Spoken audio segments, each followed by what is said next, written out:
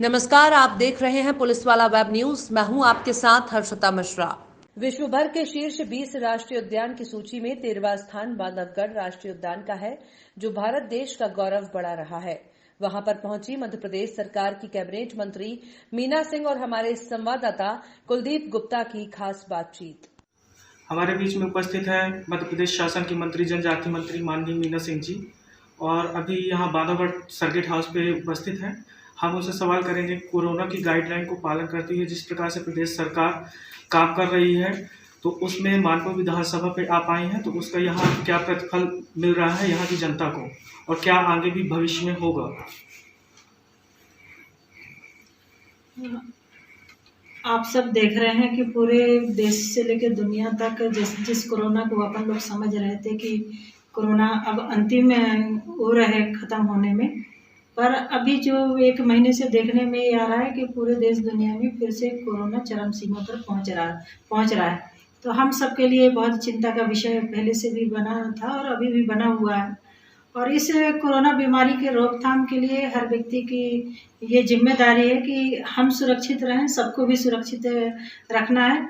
इस भावना से सबको रहना पड़ेगा, तभी देखिए सरकारें कहाँ तक चिंता करेंगी। ये चिंता लोगों को आगे आके करना पड़ेगा, तभी ऐसे कोरोना जैसे महामारी बीमारी से हम सब लड़ पाएंगे, लोगों को बचा पाएंगे और सभी लोग मतलब जो हमारे पीड़ित लोग हैं वो भी स्वस्थ हों, ऐसी मेरी प्रार्थना भी है।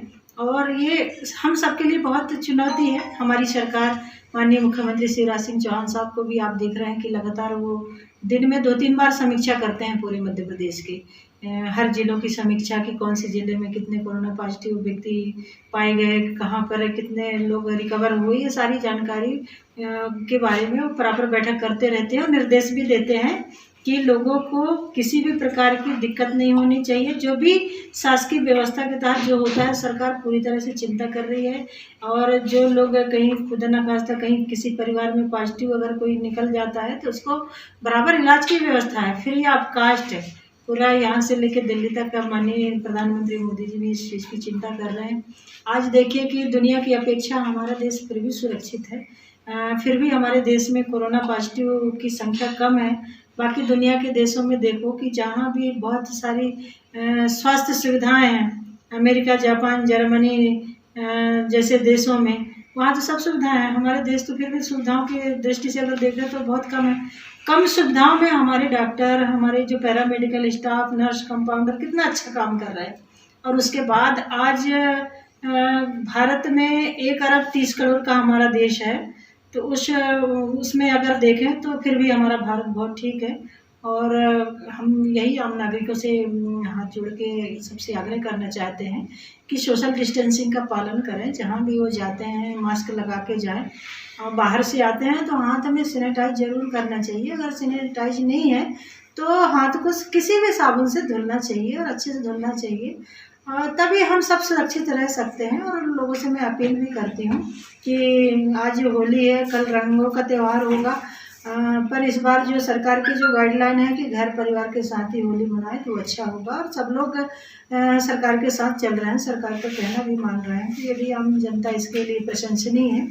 और हम सब भी सरकार के दिशा निर्देश जो भी हमको समय समय पर प्राप्त होता रहता है, उन सभी चीज़ों का हम सब पालन करें, ऐसी प्रार्थना है।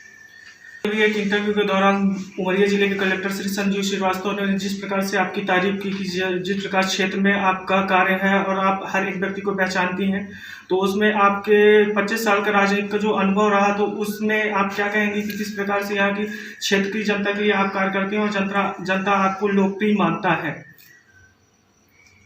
अब ये बहुत कठिन सवाल है।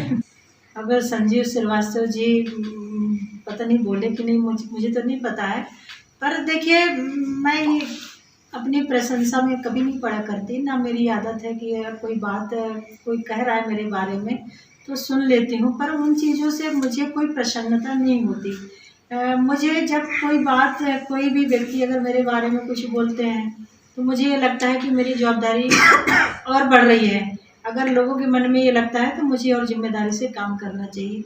और जहाँ तक लोगों को पहचानने की बात है, तो ये तो अगर आपके क्षेत्र की जनप्रतिनिधि हो, मेरी जवाबदारी है कि हर कार्यकर्ता को मैं बाई नेम पहचानूँ, उसके गांव से पहचानूँ। और हम जैसे नेताओं को पहचानना भी चाहिए, जनता आखिर किसके लिए है, जनप्रतिनिधि के लिए।